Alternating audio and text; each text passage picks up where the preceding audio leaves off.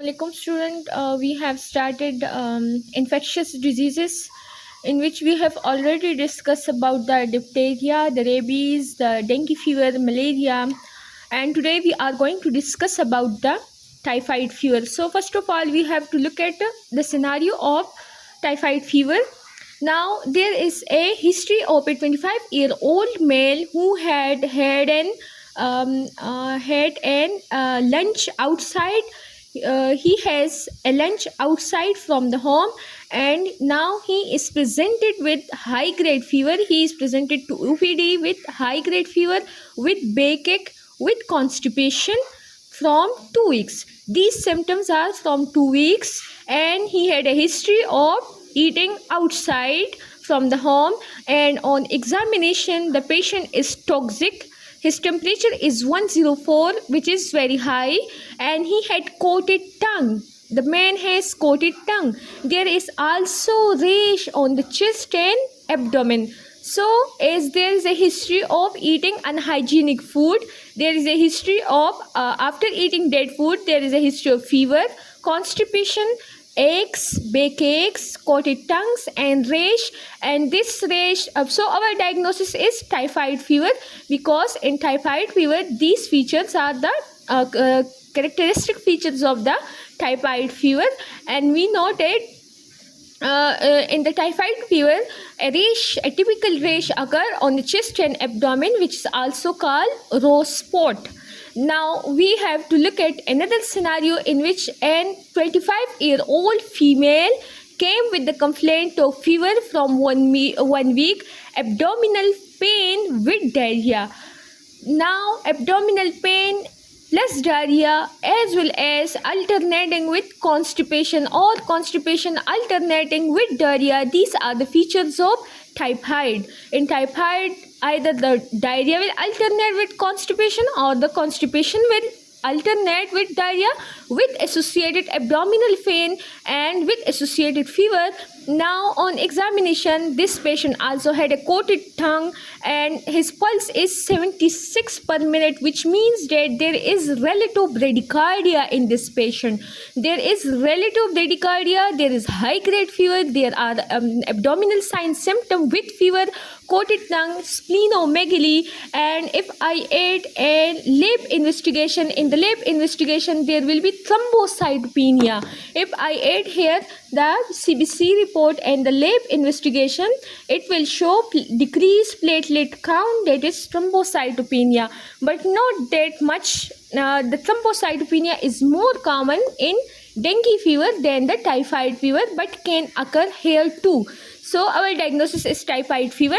Now what is the mode of the disease? The mode of the transmission is fecal-oral route, and it is endemic in the Asian countries, subcontinent, Indian subcontinent, African and American countries. And the agent responsible for the disease are Salmonella typhi and Paratyphi A and B. The bacteria, in the pathogenesis, the bacteria enters into the body, cause bacteremia in the blood, and after few days it enters into the small bowel, and in the small bowel the bacteria localized in the lymphoid tissue of the small bowel, which is also called fire patches. And in the fire patches, this bacteria cause lesion. This lesion and swelling then ulcerate and can heal. This can also cause follicle. This bacteria in the fire patches either cause lesion or follicle, and this follicle can ulcerate and then ultimately heals. After recovery, there is a chance that 5% patients become chronic carrier, which means that they will continue to excrete the bacteria after 1 year, up to the 1 year. And the bacteria can also persist in the gallbladder for many years. If the bacteria invade the gallbladder, it can persist there for many years and can pass intermittently in the stool and in the urine. So the clinical features, in the clinical feature, first of all, we will look at the clinical feature of the Salmonella typhi, and then we will look at the clinical feature caused by the Paratyphi A and B. So the clinical features caused by Salmonella typhi in the first week will be fever with associated malaise and headache, with drowsiness and aches, backaches, leg and arm aches, generalized body aches, with constipation.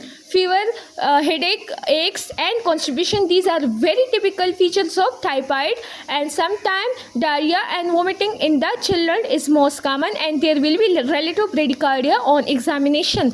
And at the end of first week there will be cough, epistaxis.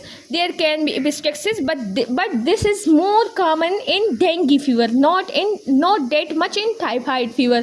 There will be rose spot, that is a rash on the chest and the abdomen, and there will be abdominal distension and splenomegaly. Now in the second week, in the start of the second week, there will be a constipation, abdominal distension, abdominal tenderness, hepatosplenomegaly, and there will be bronchitis, as well as there will be delirium, coma, and death, but these can occur occasionally.